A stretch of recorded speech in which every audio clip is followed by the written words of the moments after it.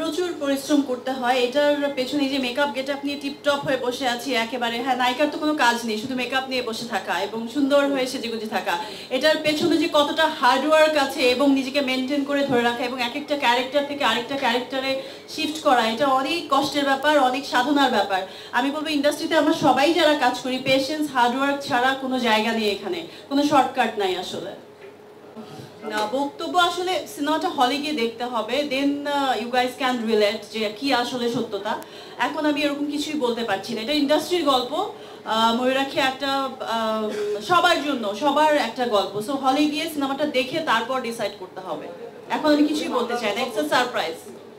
সিনেমাতে অনেক কিছু হবে, মামলা হামলা, এটাই তো সিনেমা, বিগ স্ক্রিনের সিনেমা, একটা হিউজ একটা প্ল্যাটফর্ম, এখানে মামলা হামলা কত কিছু হবে। It's good.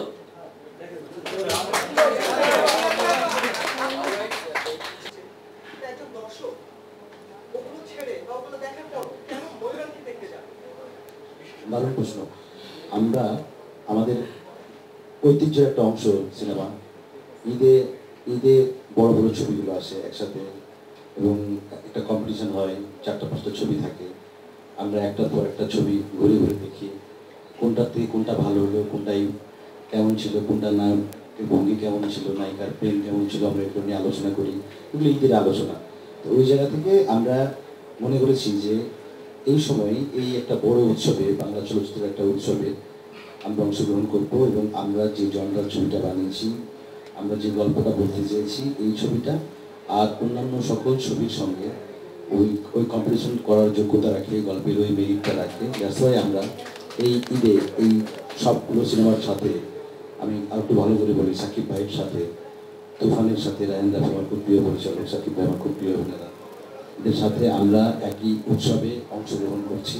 আমরা কেউ কম্পিটিটর না, আমরা এই ইন্ডাস্ট্রিটা আমাদের, আমরা সবাই একে অপরের কাঁধে কাঁধ মিলিয়ে এই কুরবানিতে বাংলা সিনেমার উৎসবে অংশ নিয়েছি। ধন্যবাদ।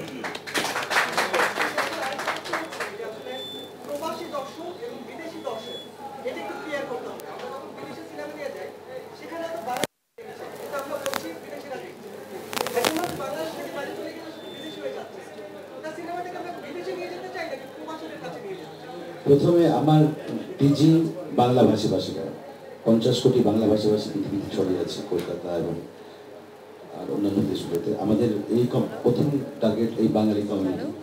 আমরা এই বাঙালি কমিউনিটিকে টার্গেট করে এই ছবিটা নিয়ে যেতে চাই।